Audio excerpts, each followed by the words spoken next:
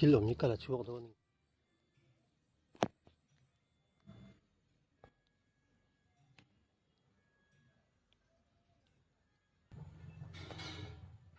ấy về đón chữ ấy về đón chữ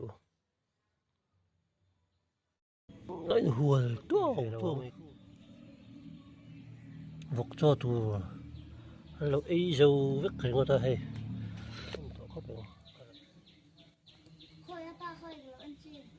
nó tuy lâu thay lâu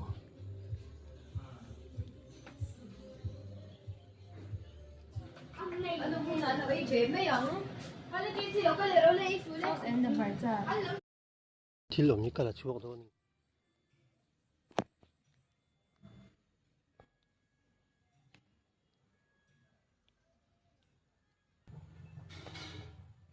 ấy về đón chữ ấy về đón chữ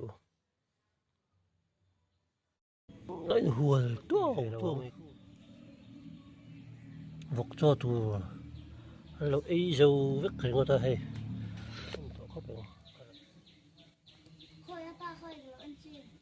nó tuy lâu thay lâu